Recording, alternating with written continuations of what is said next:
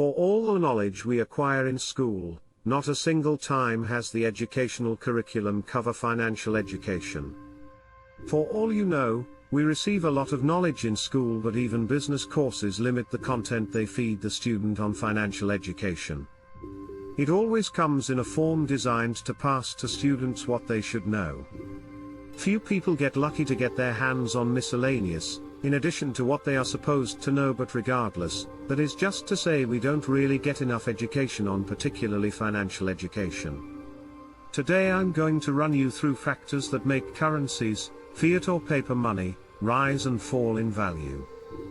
I am sure people have come across news and charts comparing different states' currencies like the US dollar to other state currencies and how economies get affected when their currencies lose their purchasing power. The value and exchange rate of a currency can fluctuate dramatically for better or worse, and provide a window into the country's economic stability.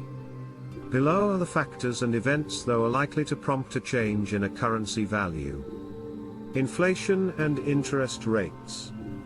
Inflation refers to the rate at which the general prices of goods and services grow or drop. The purchasing power of a particular state currency is determined by its inflation, and therefore small inflation rate indicates a healthy, stable economy, whereas a large increase could cause economic instability that significantly devalues the currency. If inflation rates are very high, the central bank of a state could try to counteract by increasing the interest rate, which encourages savings and overspending. This is also likely to stimulate foreign investment and bring more capital into the economy, thus increasing demand for that particular state currency and boosting the currency strength to stabilize the particular state's economy. Balance of payments. A balance sheet of a country refers to its income and expenditure from foreign transactions like imports and exports. How balanced a country's payments are, affects the exchange rate of a country. Let's say a country spends more of its state currency on paying for imported goods and receives less income on goods they export. This will create more supply of that particular state currency while there is not enough demand because less goods are exported. This will cause that particular state currency to depreciate. On the contrary, if exports exceed imports, the current account surplus will lead to an increase in the currency's value. Government debt. Every state's currency rise in value based on demand, and the reason why the US dollar is so powerful is that it is used all across the globe for transactions through fiat currencies.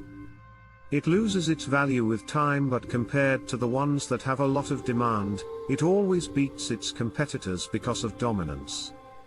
And for that, a country with a large amount of government public debt owed by the state government is likely to acquire less foreign capital, and demand for that state currency will depreciate. It will eventually lead to inflation, causing the currency to lose its purchasing power. If government debt is forecast to be huge, foreign investors will sell their bonds in the open market, which will result in a decrease in the exchange rate for that particular state. Terms of trade. Actually, every country has its terms of trade with other countries, which refers to the ratio of export prices. If the former grow at a quicker rate than the latter, a country's terms of trade will improve, thus drawing in more revenue. This increase in revenue will raise the demand for the country's currency and increase its value, which drives the exchange rate against other pairs. And the contrary will happen if import prices rise at a quicker rate than the export prices.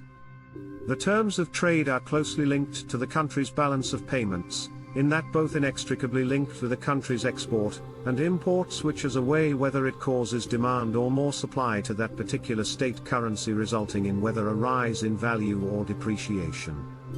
Political and economic situations.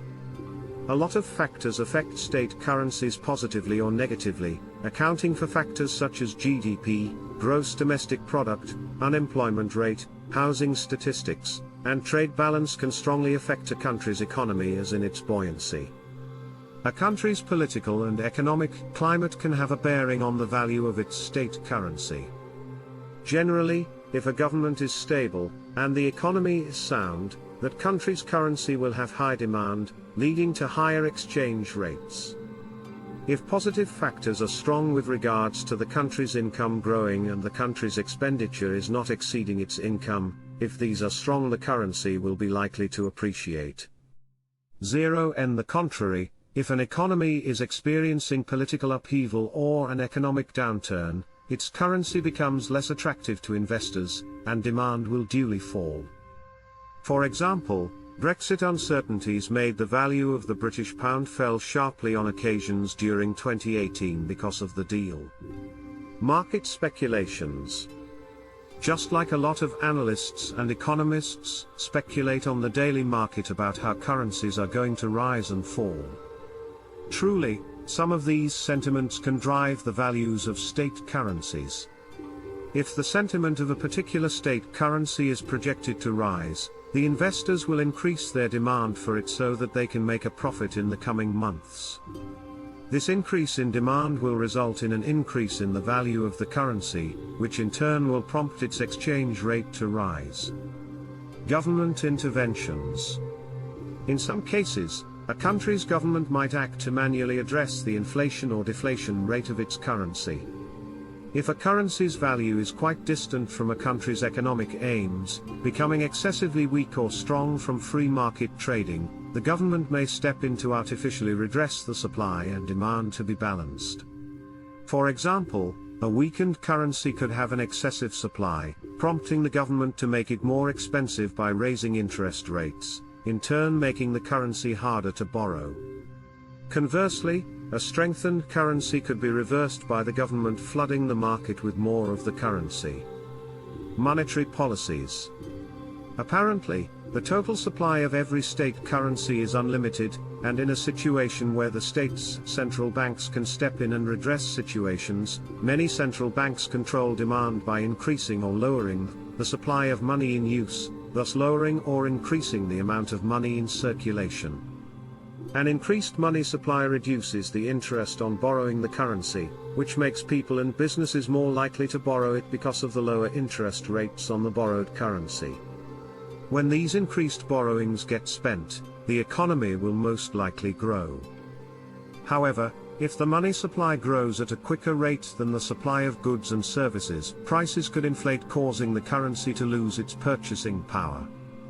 Thanks for watching Crypto Fam. Support by subscribing for the creation of more.